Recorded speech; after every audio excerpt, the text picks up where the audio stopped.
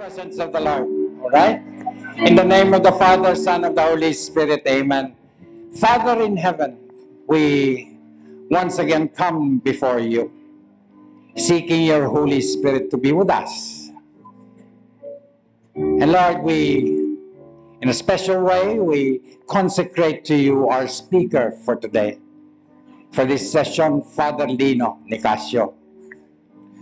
Lord, let the power of your Holy Spirit to rest on him from the top of his head to the soles of his feet, and release to him your healing grace. And release to him, Lord, your energy, so that he may be able to impart to us your word that is a double-edged sword that pierces through our hearts, so that we may learn to be more forgiving, so that your healing grace will rest on us. And so, Lord, we invoke now your Holy Spirit. Come, Holy Spirit, fall afresh on me. Come, Holy Spirit, fall afresh on me. Fall afresh on me. Fill me with your power. Fill me with your power. Satisfy my need. Satisfy my need. Only you can make me whole. Only you. Give me strength. Give me strength to carry me. Come, Holy Spirit. Holy Spirit. Fall afresh on me. Once again, we sing it.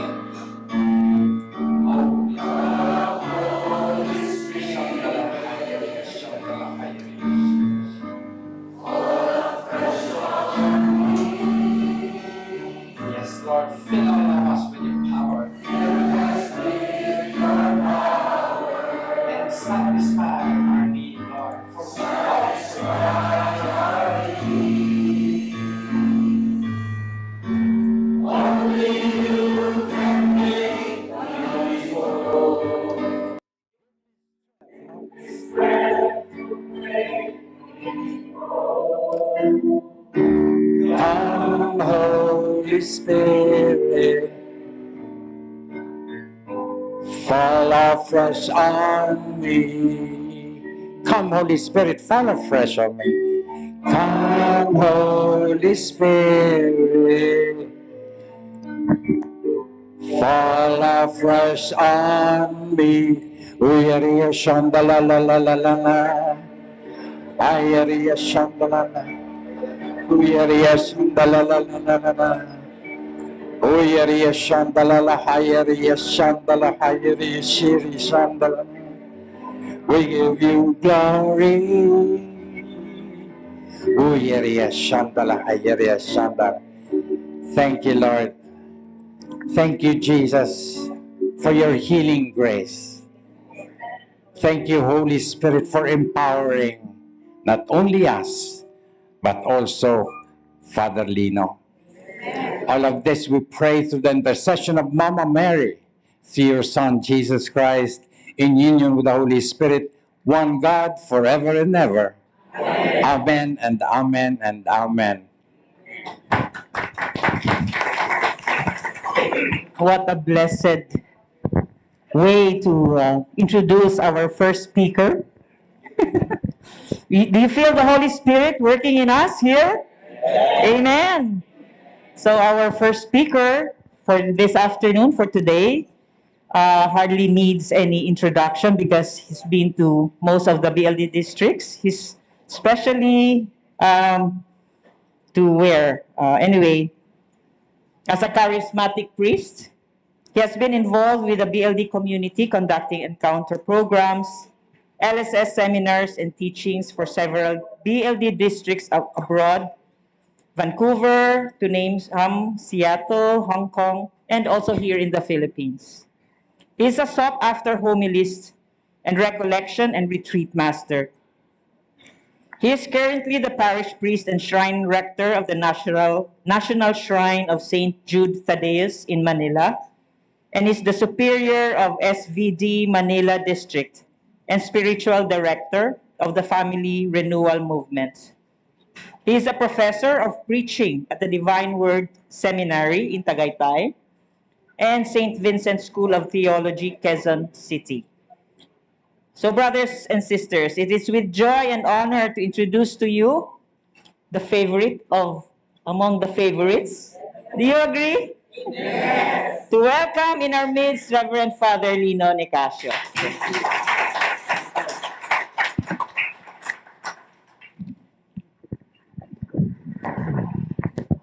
Thank you, Koy, for your gracious introduction. Good afternoon, everybody. And welcome to the 7th IDC here in the BLD Covenant House. And I greet you who are here physically and also those who are joining us by social media, YouTube. So hello, everybody, and nice to meet you. This morning, we had a very beautiful event for which I am most grateful to be part of, and that is the Episcopal ordination of one of our SVD priests who became bishop. Cardinal Tagle was there as the main consecrator. Bishop Ray Evangelista was there also. Oo, very prominent bishop, Bishop Ray. And of course, the nuncio was there. And how many of you? Around 28 bishops and almost 200 priests. Unfortunately, the priest delegation from our own SVD seminary in Tagaytay, on their way from Tagaytay to Christ the King in E. Rodriguez Avenue, met an accident. All priests were hurt and were brought to the hospital. So we do not know, some had minor injuries, some had major injuries.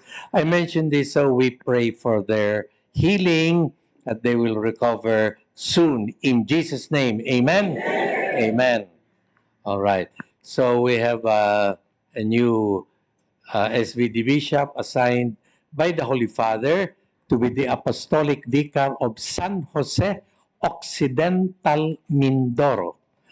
And that is very special to me because after ordination, San Jose Occidental Mindoro was my first assignment.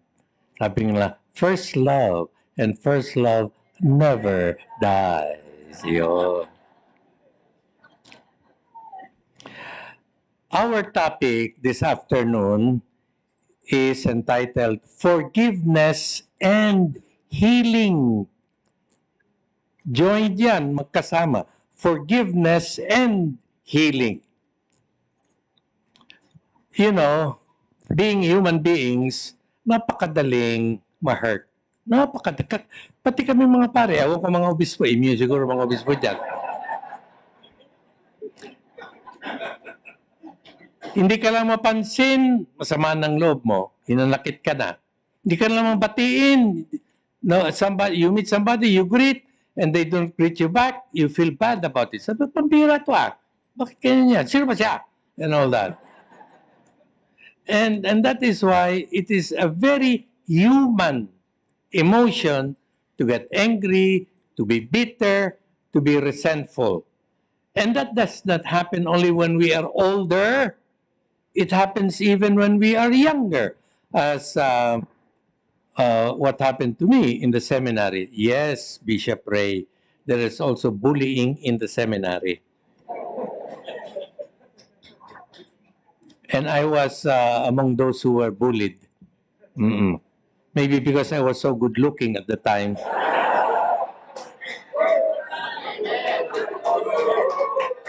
I know you don't believe me. I don't care as long as Bishop believes me. It was like this. I entered the seminary when I was 11 years old, right after grade 6. They don't allow that anymore. No, that's not allowed anymore. You're supposed to stay with your family until after high school and so on. But somehow at the time it was still allowed. So I was very small, still wearing short pants in the seminary. And the other seminarians who were taller started picking on me. Putot, putot, putot. Dwindi. Hindi ka nalalaki. And most of the time, I felt hurt. That felt hurt. Being good looking pala is not enough. It's not enough. So so one day, after so many cutting remarks that I will not grow up, I will grow taller, I will not grow taller, I will remain like that all my life, I was a little sniffling. And I did not know that our German missionary superior, our what we call prefect, formation priest, was watching. And he saw me almost crying. He said, "Boy, come here. Come here." You know how Germans are. Come here. Why are you crying? I'm not crying. I'm not crying. Yeah, but you have tears. Oh, there's water. Water, tell the truth. And I said, they're bullying me. They're laughing at me. And you tell me that I will not grow up anymore. Nonsense, boy. Come to the office. He went to the office. I went to the office. He opened the drawer there, the table, and he took out medicine. This is made in Germany. Guaranteed to make you taller.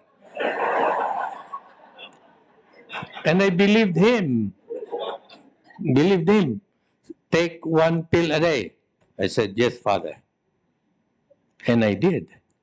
And the result, we are 4 brothers in the family, all boys. I am the tallest. Though I am the third, I am the tallest.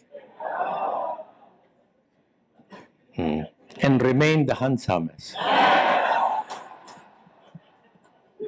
So as you can see, being hurt, being resentful, angry, bitter against others is natural. It's very, very natural. And the more we dwell on these hurts, the more we do ourselves a great disservice.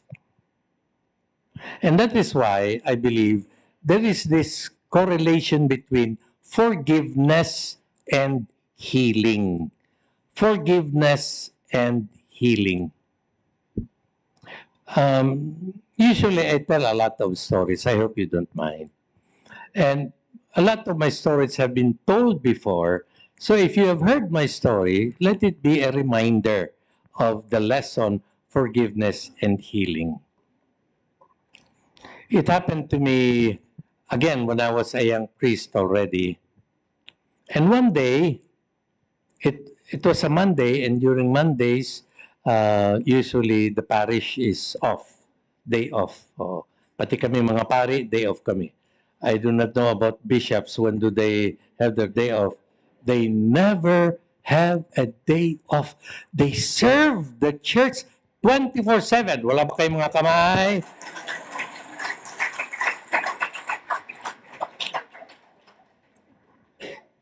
Kami mga pari, we need day off. Sila, they don't need it. By the special power of episcopal ordination, they are beyond us. Amen? So I decided to do something different. I said, I will clean my Jeep. Eisenhower pa yun, Eisenhower. Minana ko lang yun doon sa Paris, Eisenhower. So I said, I opened the hood. I was checking all the wires. I was checking where the carburetor was, the spark plug, so that when things go wrong, I know naman a little bit how to check yung mga oil, yung mga brake fluid, mga transmission fluid, kung saan. I started checking. When all of a sudden, there came the sound of another vehicle with a sudden brake. Biglang nag-brake. So I got out of the hood and started looking around. And the man came out of the vehicle. May mga kasama siya. Sabi ba naman, kasi naka-short, saka chinelas, saka t-shirt ako. Sabi sa akin boy! Shh! Boy! Ang kasama ko lang yung aso. Sabi ko, o baka ikaw ang tinatawag. Ang sabi ng aso, o ba, very clear my father, boy daw, B-O-Y. Ako D-O-G. Eh, di ako yun. Anyway. Ay di, nainis ako pari na ako Boy! Shh! Halika. Ay ako naman nagdrama na, bakit po? Saan ang pare? Saan ang pare? Kanina po nasa taas totoo naman, nasa taas naman ako kanina tawagin mo. Ay bakit po? May pabibinyagan kami. Nauna. Pabibinyagan. Ay, sabi ko, excuse me po. Ay, ayan po, ayan ang patalastas. Walang binyag.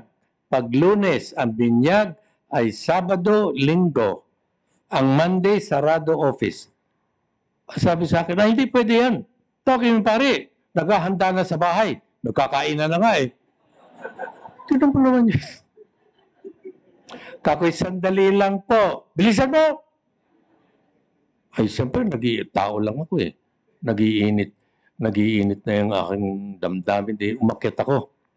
When I reached my room, I looked at the aparador with a huge mirror. I said, oh, andiyan ka pala. May naghahanap sa'yo sa baba. Galit.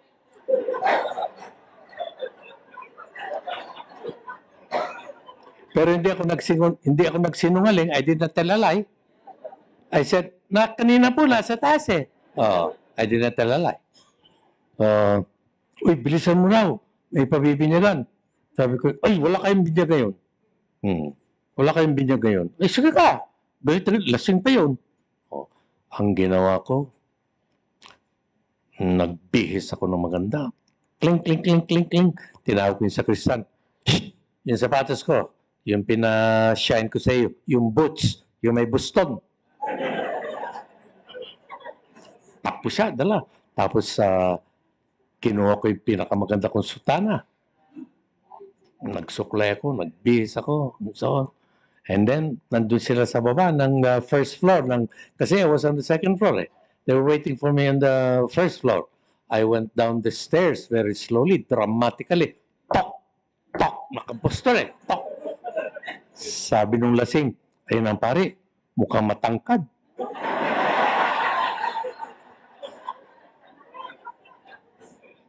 And then when I came into full view, ako nga. Sabi nung asawa, ikaw talaga, pare pala yung sinisigaw mo. Sabi, malay ko ba? Mukhang buhay naman talaga. Now, you think that was guaranteed to make me happy? Kako, anong may paglilink ko sa inyo? Ako naman ngayon anong may paglilink ko sa inyo, ha? Father, pasensya na po. Yung asawa ko po, lasing, nakainom na. Pasensya na po. May pabibinyagan sana pa. Wala binyag ngayon. Para na po rin yung awa. Puno na ang bahay namin ng mga bisita. Nakakain na kami. Ba't kayo nagandaan Wala pa palang binyagan. Nalimutan po namin. Ay, sige, lakit kayo sa simbahan. Sabi ko sa Krista, bukas sa simbahan. Bukas sa simbahan. Pinaghintay ko sila. Pinaghintay ko, dumaypay pa ako. Bahala kayo dyan. Sisigaw-sigawan mo ako. O di, bahala ka dyan. Tapos yung dumating ako Anong pangalan? Reginald Ferdinand George. Ako tatlo. Dagdagan ng tubig. Habang-haba ang pangalan. Dagdagan ng tubig. And then, napansin yata na mainit ang ulo ko. Remember ha, tao lamang. Tao lamang. Pero bininyagan ko. Nung binibinyagan ko, binabantay, baka lunurin ko yung bata. Ako, ayan, buhay. Oh. Tapos, after the baptism, Father, picture naman. Di sabi ko, sige, picture tayo. Father, pwede bang kayo po ang humawak ng bata? Sabi ko, ilaglag ko kaya ito. Hawak ko yung bata.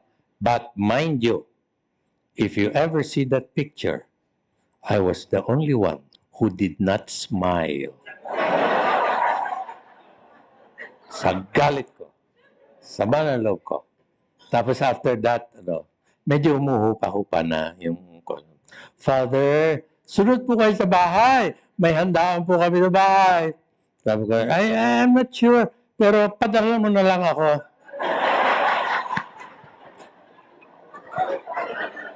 Ang daming pinadala. Ang daming pinadala talaga. Okay. So, again, the point is, when I started forgiving that person, I started becoming cheerful. Kasi nawala na yung sama ng loob ko. And that is exactly what forgiveness and healing is all about. There can be no real healing unless there is true forgiveness. I read a news article not so long ago about this couple, parents, Danny and Laila Abdallah, Catholic parents. Now, what happened to this and why am I sharing this to you? They lost 3 children to a very tragic accident. A car hit their children, ages 9 and 13. 12 and 13, and both died. What happened? Now, this is what she says. Nagbigay siya ng testimony. If Jesus can forgive me, I can forgive. They later found out more about the tragic accident. A 30-year-old man under the influence of alcohol, cocaine, and other drugs lost control of his car. He drove over the sidewalk at a high speed and hit their 2 children, ages 12 and 13. Despite their tremendous suffering and pain, the Catholic couple's Abdallahs did not hate the driver, who was sentenced to 21 years in prison. I feel sorry for him, the father said. I pray for him. You see the healing. I pray for him. The devil used him as a puppet. In a move that shocked the news media, in a public interview, Laila, the mother, publicly forgave the driver. And she says, forgiveness is something you practice. And it is something you practice all your life. If you do not believe, just ask any couple here. They always ask forgiveness of each other almost every day. Their whole life is a series of asking for forgiveness and forgiving. Sorry ha, inubos ko yung toothpaste. Sorry, inubos ko yung shampoo. Sorry, yung tuwalya ko, iniwanan ko na naman sa floor. I know you hate it. You see? I know. I'm sorry. Ako kasi may mga asawa, pagkagalit sa trabaho, sa pinto pa lang, tinatalsik na yung sapatos, tinatanggal ng medyas, nag-uubad na, uupo doon sa, beer! Chicharon! hindi na napuno yung asawa, hindi makapag-forgive. For 1 year, araw-araw binigyan ng beer and chicharon bulaklak from Bulacan. After 1 year,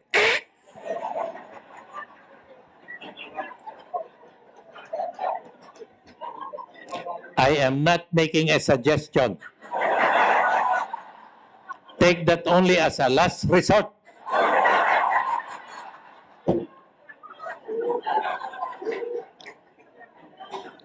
But again, going back, life is a series of forgiving.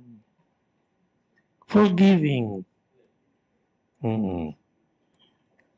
Di ba? Remember Frank Sinatra?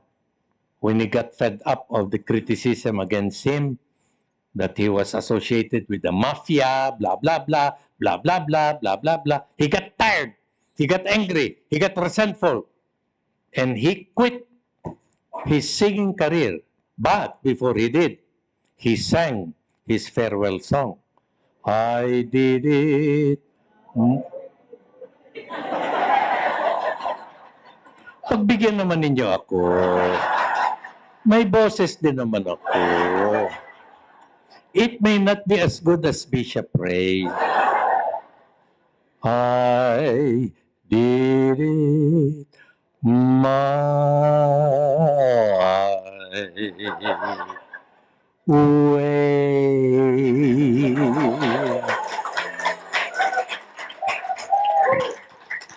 Bishop, hindi palakpak ang ina-expect ko sa iyo. Tatlong ganyan.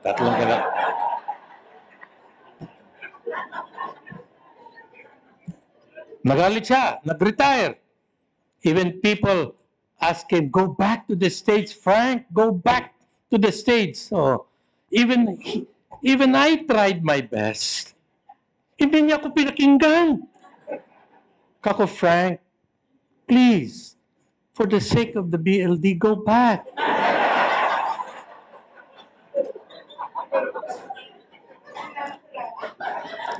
And afterwards, nag-relent naman siya. He felt sorry for what he did. And then he asked me, Father, what should I do? I said, just plan a concert. But I want to have a signature song for my comeback and to express how sorry I was for turning my back on my fans and on the media. I said, I have the best song for you. If you're willing to learn it, I can teach it to you. And Frank said, come on, Father, give me a break. And I will teach you, let me try again. Just forgive me or I'll die, but let me try. 3 blessings again.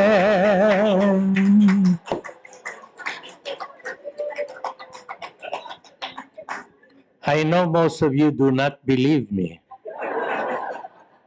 Go to confession.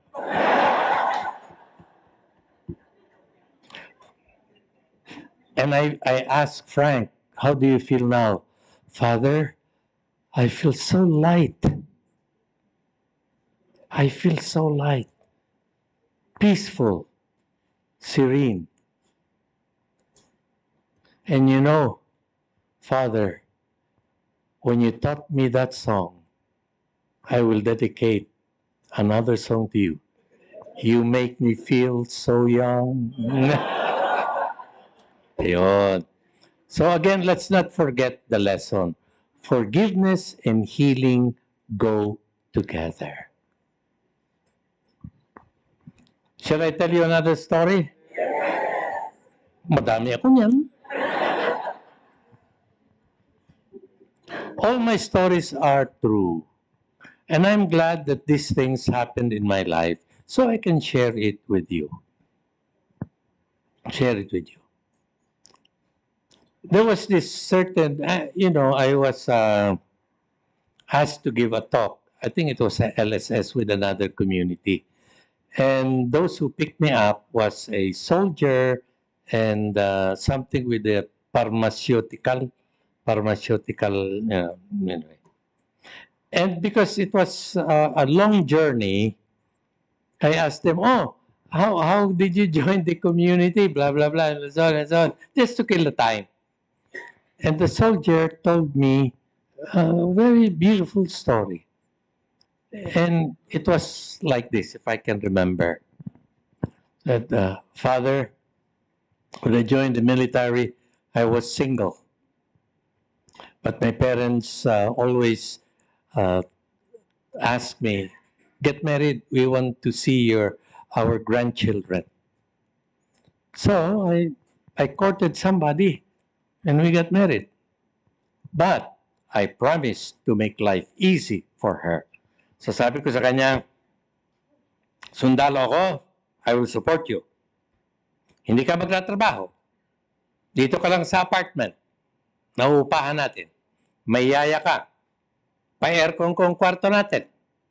Bilang kita ng mga kailangan mo. Washing machine, lahat. Kailangan mo. Bill ko. Stay at home. But he was assigned, napunta siya sa Mindanao. May gera. You know, at that time, yung mga gera-gera, mga rebels and so on. And there was one such encounter that the military won.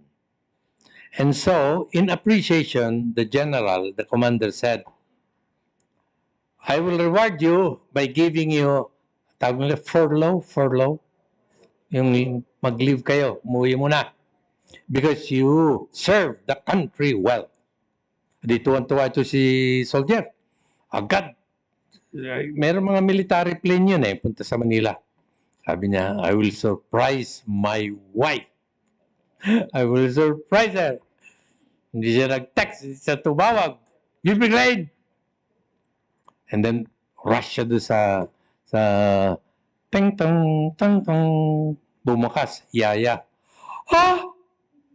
Kuya! Yun ang nasabi nung, Kuya! May tono yun. Lala. Kuya! Nagulat. Saan ang ate mo? Ay, naku, kuya! Saan ang ate mo? Magsabi totoo, saan ang ate mo? Kuya! O, tulungan nyo naman ako, tirap-tirap yung lalaban. Pag sinabi ko, nasa ang ate nyo, kayo sa, Kuya! Practice. Saan ang ate nyo? Kuya!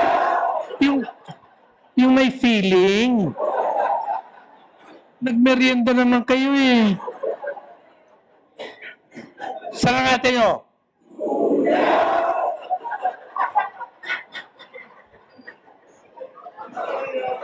Kaya gusto ko itong DLD, very cooperative yun.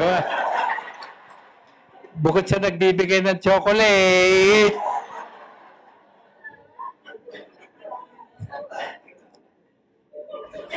Tatanungin kita ulit. Ready na, with feeling. Loud and clear. Saan ang ate mo? Kuya! Wala po dito. Nasaan? Nasa labas po. Bakit? Ano? Nagtatrabaho po. Ay, di ba sabi ko sa kanya, huwag siya magtatrabaho. Kaya ko naman siya buhayin. Saan siya nagtatrabaho? Wait.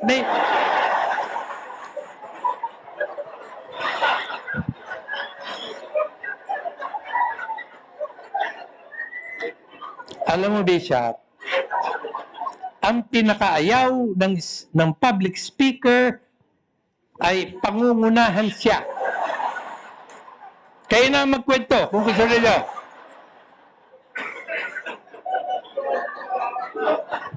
Wait for my cue. Di ba sinabi ko sa kanya, huwag siya magtatrabaho? Ituro mo sa akin, kung saan siya na doon.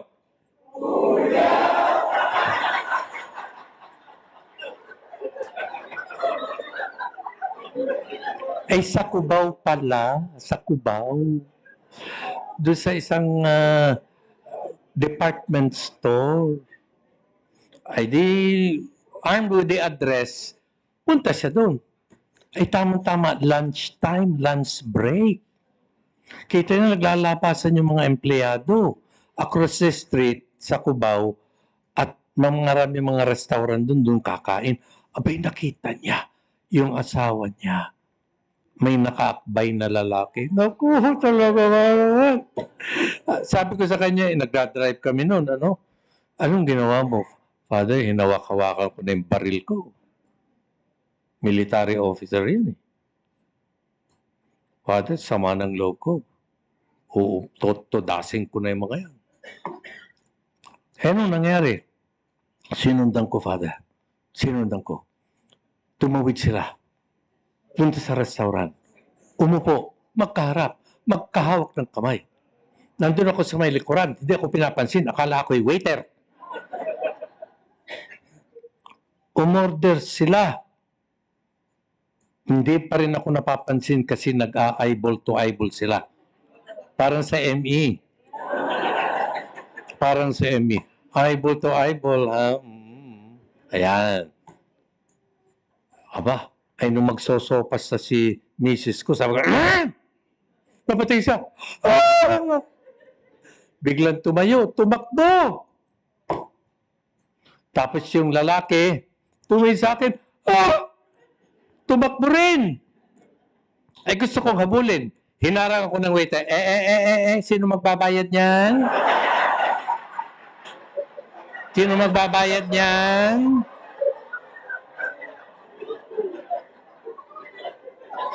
Ay di, abonado pa. Sinong abonado? Si?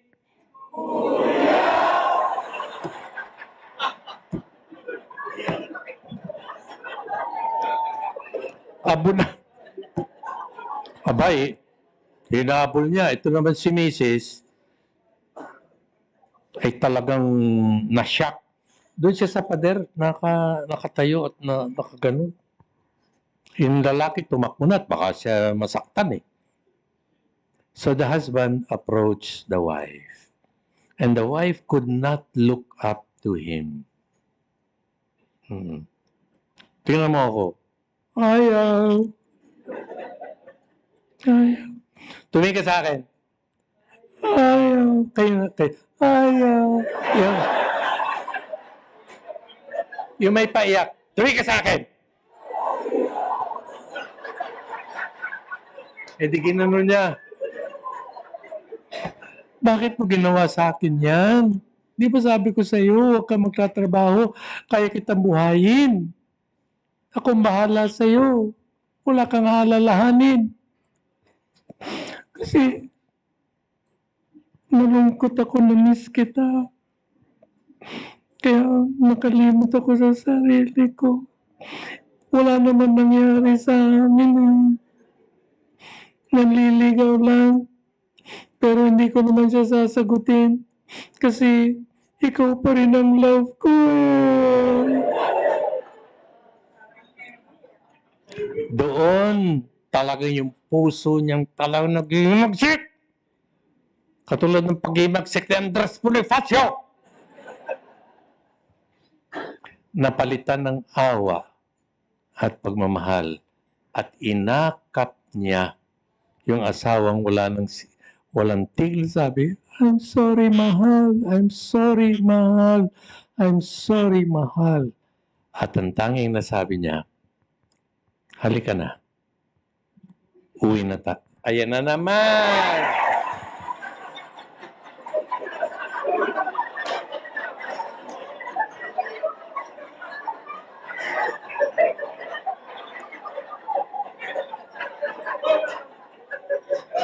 Inunahan ako.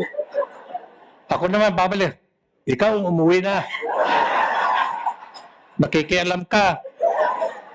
Alam mo kaya hindi ako nag-asawa para wala makikialam sa akin. Ngayon pati kwento ko pinakikialaman mo. But I forgive you kasi binigay mo. May chocolate. Yan. Anong sabi niya? Uwi na tayo. Magsimula tayong muli. Pinapatawad kita. Di umuwi sila. Mitch, nahawa ka dyan sa katabi mo.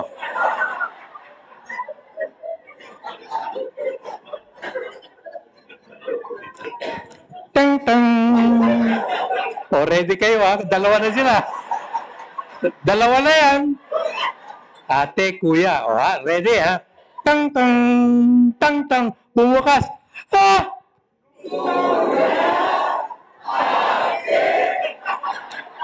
And they lived happily ever after.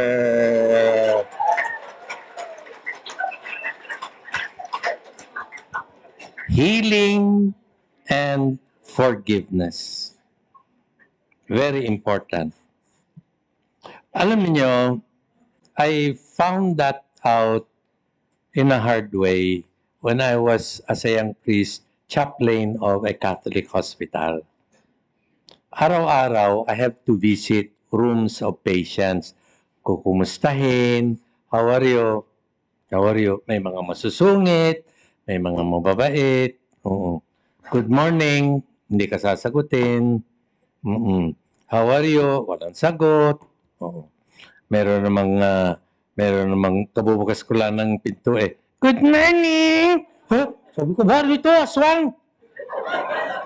Nakawakuan siya, yung, ano tawag doon, yung nakabaliktad ang paan. Tapos may neck brace, kaya mo ko, sabi ko, wow, very nice attitude. Oo. Nadapa, nahulog yata siya anyway.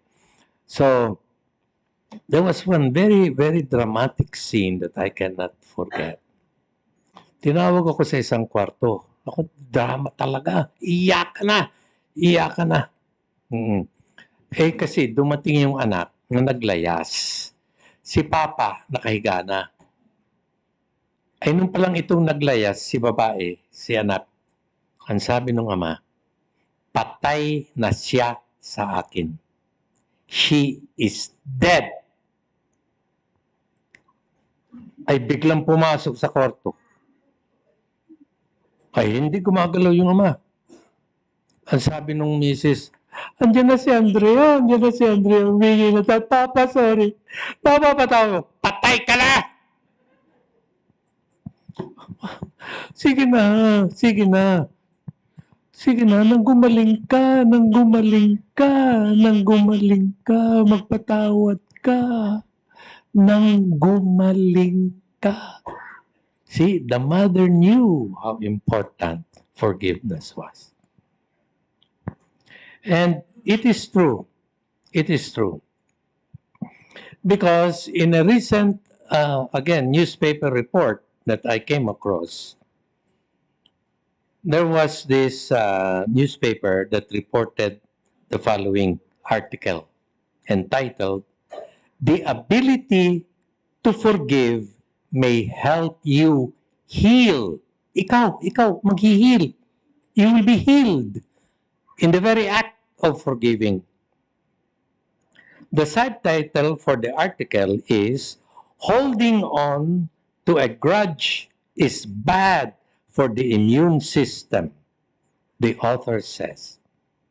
Di ba, yung COVID na yan, ang ina-atake niyan, immune system. See how important that is? And here, the doctor is saying, holding on to a grudge is bad for the immune system. And there is also this book, which is very, very important, about the relationship between forgiveness and healing. There is plenty of research available that demonstrates the health implications of not forgiving someone. Here is a document on forgiveness and health research. Allow me just to mention a few facts.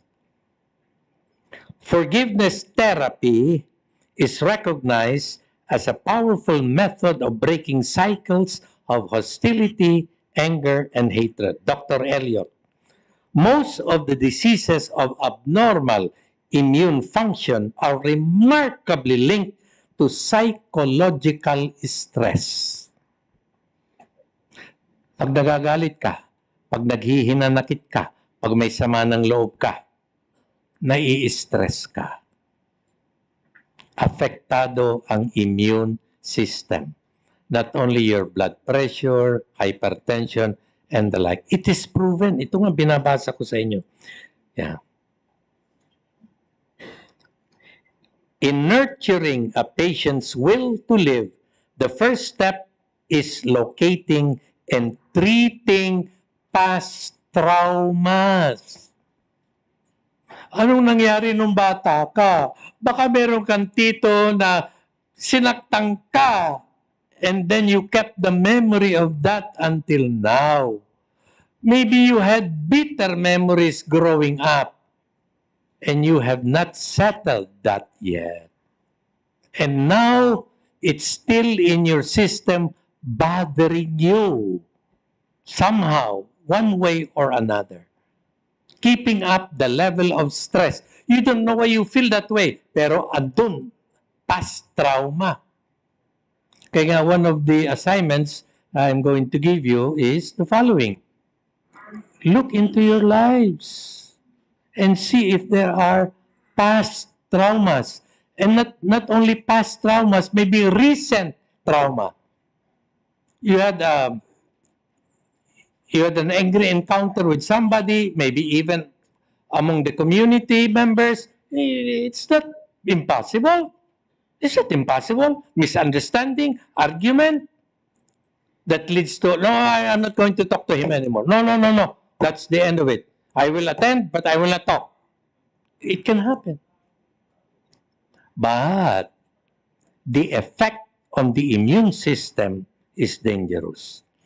These poorly healed scars drain a significant portion of healthy energy, and they hamper the body's system for self-defense, according to David Shriver, MD. Forgiveness interventions offer important insights for management and treatment of these unhealthy conditions.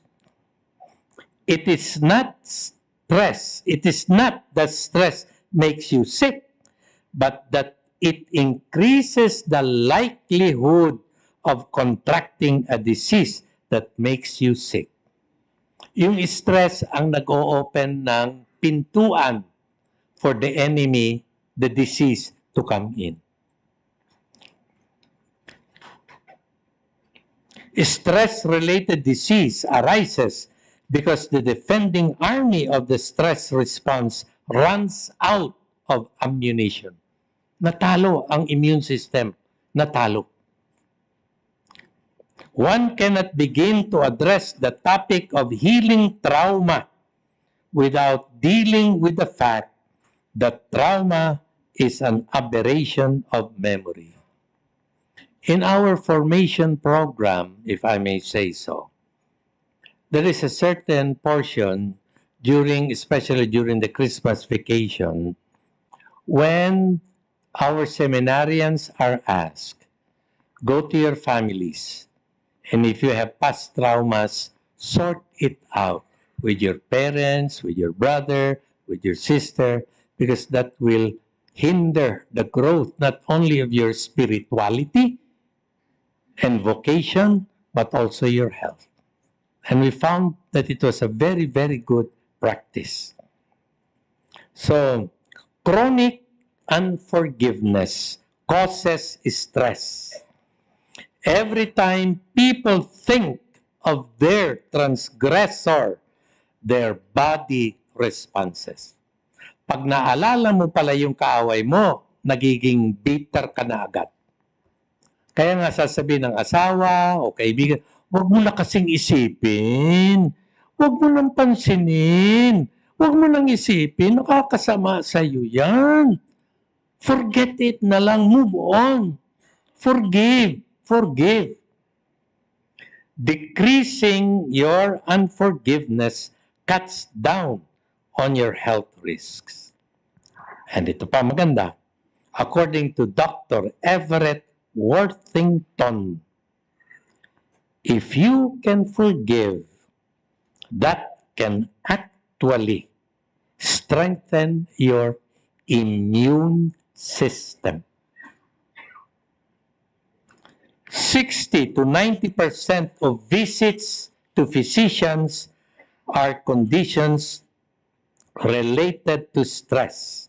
Harmful effects of stress include anxiety, lack of sleep, mild and moderate depression, anger, hostility, hypertension, pain, insomnia, and many other stress releases. So I think there is enough evidence to prove that forgiveness is necessary. And that is why, as members of the community, we are ruled by the Word of God. That's why the Word of God is paramount. Of course, together with the Most Holy Eucharist and confession, is of paramount importance to us. The Word of God. Knowing especially that God is a God who forgives. And God sent His only begotten Son as a sign of His forgiveness for us. Jesus hanging on the cross means, I love you, I forgive you. And that is coming from God. Because God loves us so much, His solution for this problem was to make forgiveness of sins available to us by the death of Jesus. And that is why the Lord makes sure that we are fed from the table of the Word of God, just as we are fed from the table of the bread of life. Ephesians 4:31 to 32. St. Paul says, get rid of all bitterness, rage, anger, brawling, slander, along with every form of malice.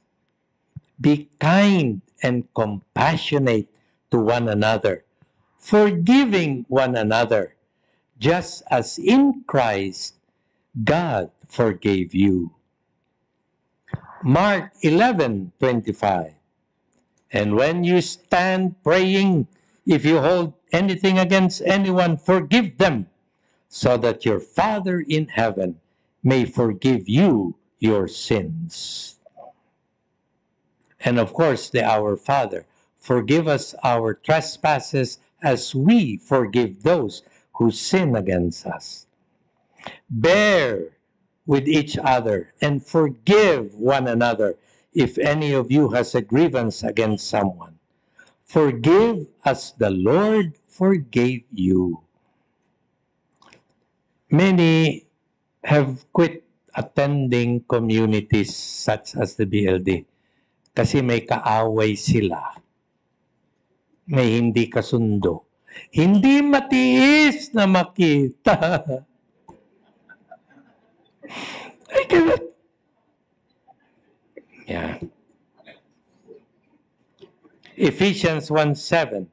He is so rich in kindness and grace that He purchased our freedom with the blood of His Son and forgave us our sins. When we forgive, we become more like God. And that is the mission of the BLD, to be more like Christ, to be more like God. And if God is forgiving, then we are to be forgiving and thereby heal ourselves also. Allow me to close with another story, again from my personal experience. I was in a parish and I was in my office, and all of a sudden there was a knock on the door. I said, tuloy po. And there was this old, not really old, but a lady wearing black. Pati yung mayroong, anong tawag doon, yung belo. Ibig sabihin, may kamamatay lang. So ako na nauna, excuse me for saying, pero condolence po. Alam ko namatayan kayo. And she started crying. I said, please sit down. Ay, sino po ang namatay? Yung pong asawa ko. Ay, naku po, siguro talagang mahal na mahal niyo. Hindi nga po eh.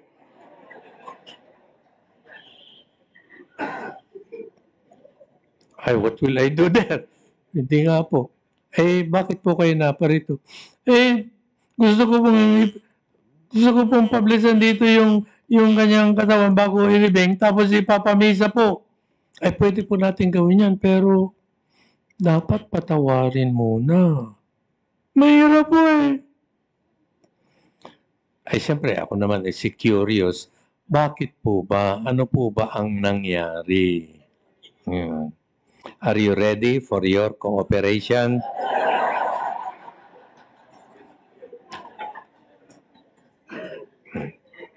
Ganito yan. As I remember, she said, they were a very happy family. Husband, wife, siya, and I think mga 4 or 5 kids growing up. They were happy. They did things together. They went out together, blah, blah, blah, blah, blah, blah, blah, blah.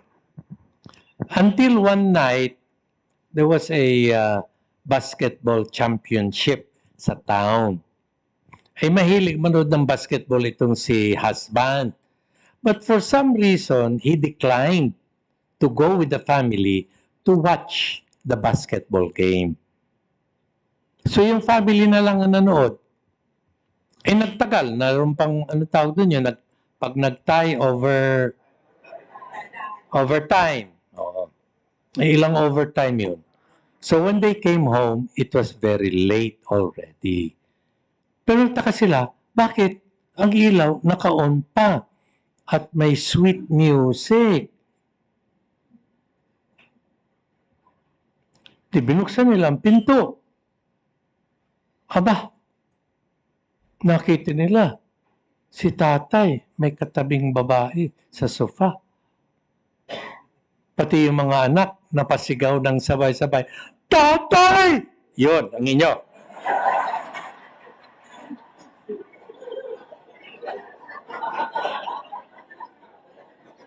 Kung natulungan niyo ako kay kuya, mas mababa yun, higher na ngayon. Tatay! Ganon. With feeling, unbelief, incredible. Binuksan ng pinto. Nakita nila si tatay may katabing ibang babae. At sila'y sabay-sabay na napasigaw.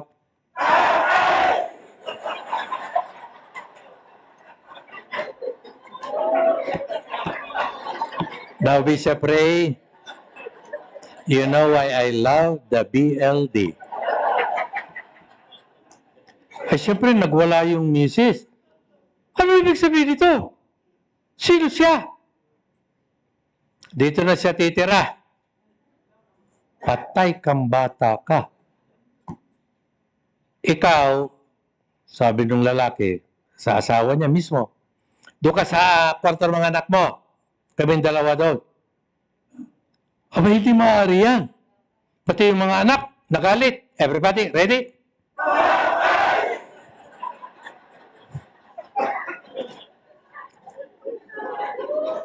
Hindi namin matitiis ito. Ang sabi nung lalaki, "Pwes, lumayas ka! Lumayas kayo! Di ko kailangan!" Nung gabi din yun, nagkasabalutan ang mag-ina. Pumunta doon sa kuya, kanyang kapatid, nung nalaman ng kwento, galit na galit. Kumuha ng gulok. Andres Bonifacio, hinasa.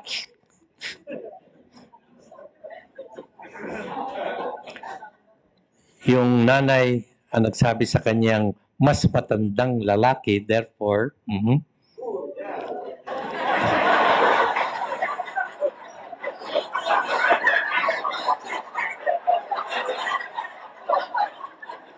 kanina ikaw, sunod si Mitch, bago si Mike. Ano yan, COVID, tumatawid? Eh di, pinigil. Kasi talagang susugurin ng kapatid eh. Kung hindi naawat nung babae at sumigaw bigla ng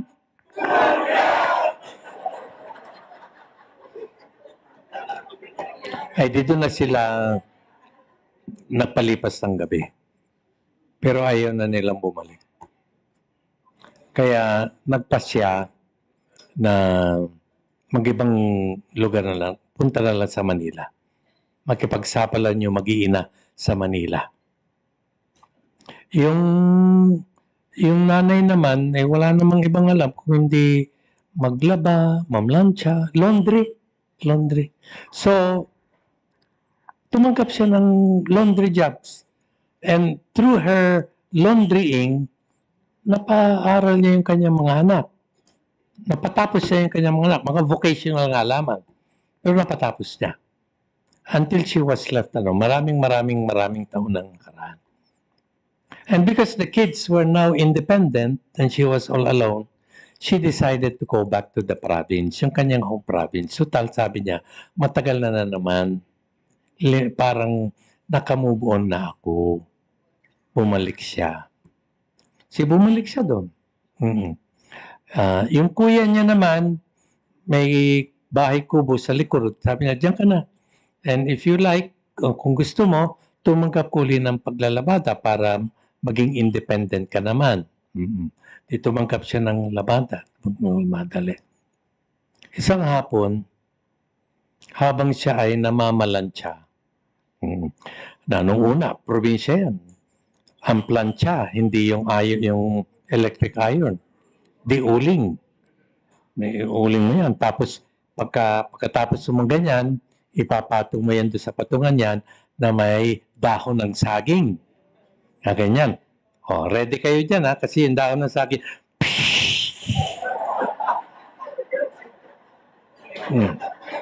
Narito. Si babae namamlansya habang nakikinig sa drama sa radyo. Plancha. Ready? Plancha. Makapal yun, kaya mas malakas.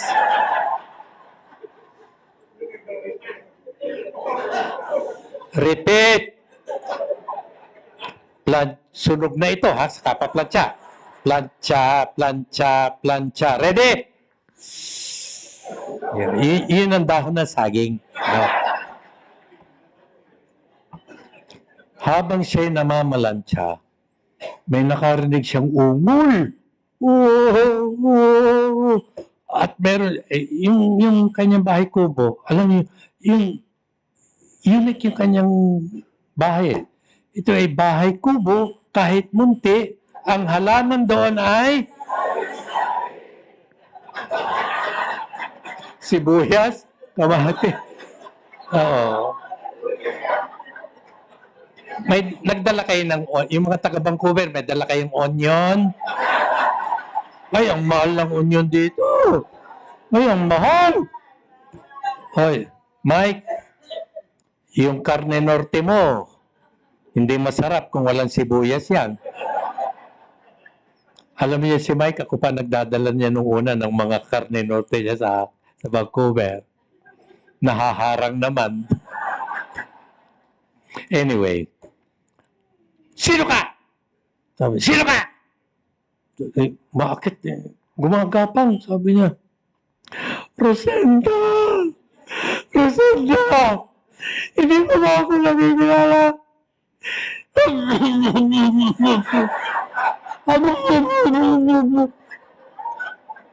Huwag ka lalapit. May hawak kong plancha. Mainit ito. Ready? Mainit ito.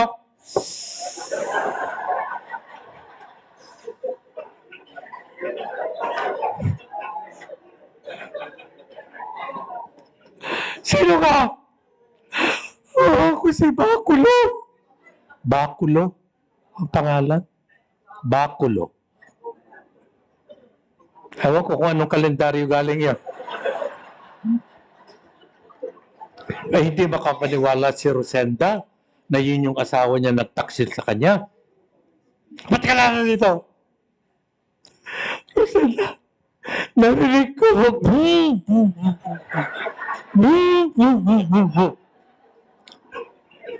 Magsalita ka ng husay. Ang narinig ko lang sa'yo, ano gusto mo sabihin? Nabalitahan ko lang bumalik ka. Naisip ko magbalik din sa'yo. Nasaan ang babae mo? Nung nagsimula yung aking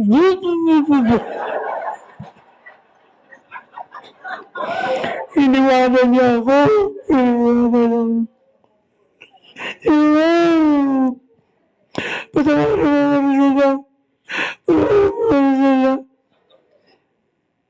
Hinawakan niya uli ang plancha. Mas malakas ngayon. Pero dahil sa nabagabag ang kanyang damdamin at tapunan ng awa, ay dahan-dahan niyang ibinaba.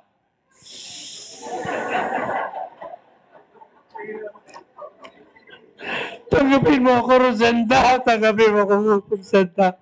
Nagmamakawa ko sa'yo. Alam mo, ang tanging nasabi ng Rosenda, makinig kayo, kwento niya ito sa akin. Bakulo. Di ba, ang bakulo yun sa... Galing kasi ako sa Episcopal Ordination eh. Sikreto. Kami, guys. Bakulo.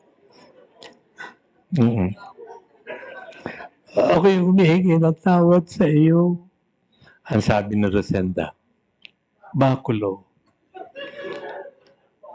sino pa ba ang dapat magpatawaran kundi tayo sa isa't isa?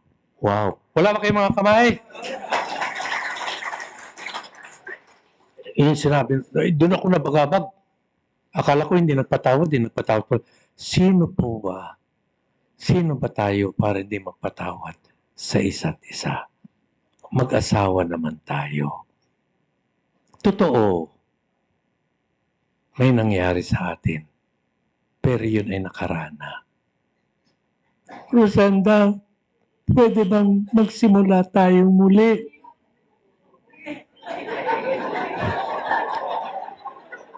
Merong mga walang kadala-dala. Wala. Kung sa Italian yan, never learned a lesson. Sa Italian, di na natuto. Di na natuto. At kung tatawagin ko yan, in Italian, parinidini. Parinidini. Yan, nawawala tuloy ako sa istorya ko.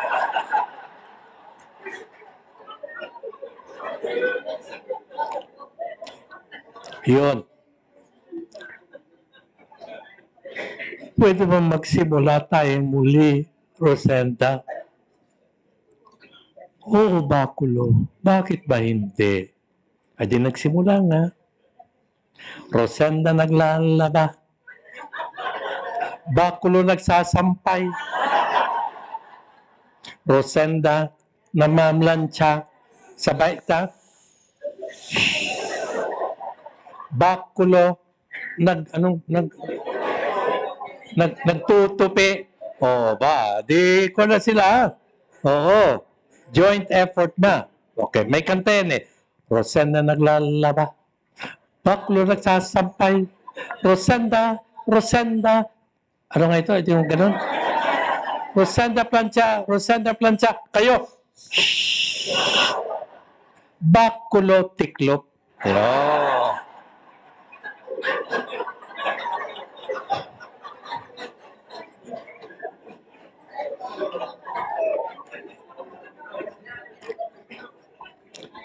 And then, after, it went on for, gumaling. Gumaling. Oh. Pero, hindi niya alam na, kung na pala, malala na, kasi, isang araw, biglang umubo. Ay, color TV na.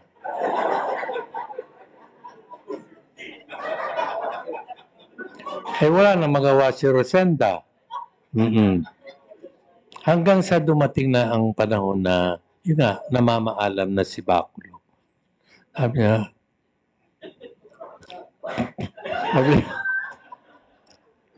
Rosenda, lagay ang loob kong sumakabilang buhay sapagkat nalasap ko ang pagpapatawad mo. Maluwag na maluwag ang kalooban ko sa pagpanaw ko. Salamat at pinatawad mo ako. Kapayapaan ang sumaiyo at yun ang sabi ko. At habang si Rosendo ay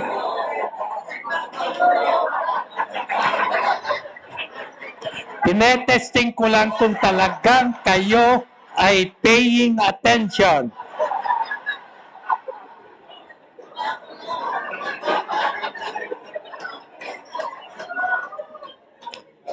Katabang nag-iingalo si Baculo, ang sabi ni Rosenda, humayo kang mapayapa, dala ang aking patawad at pagmamahal. Balik tayo sa opisina ko. Andyan sa sarap ko. Ako ang tumayo. At sinabi ko doon sa babae, dakila ka po sa inyong makakristiyano at makadiyos na damdamin. Nagpapasalamat at pumupuri ako sa Panginoon at may nakatagpo akong taong katulad ninyong napakagaling ang pagpapatawad. Hayaan po ninyo, anumang oras niyong dalhin si Baculo dito, mimisahan ko. At nung inilibing, dala yung kabayo ng plancha,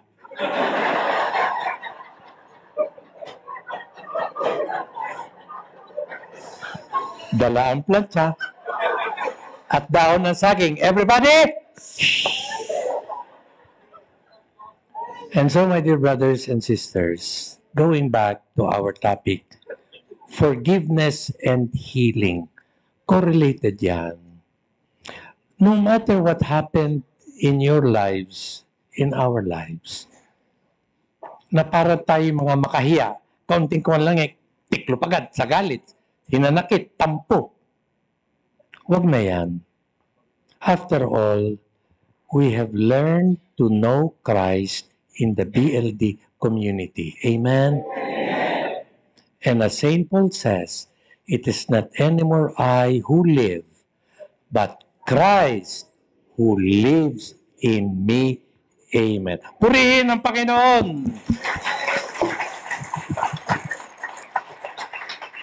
At purihin ang BLD. Mabuhay ang BLD. Sa pamumuno ng ating kagalang-galang na talagang siya may hawak, suot na mitra at hawak na bakulo. Bishop Evangelista. Now, before I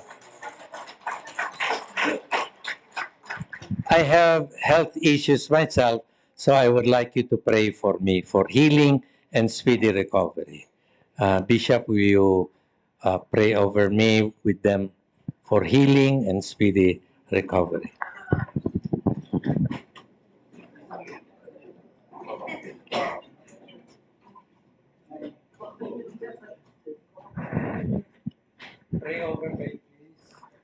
Pakitaas po ng kamay para kay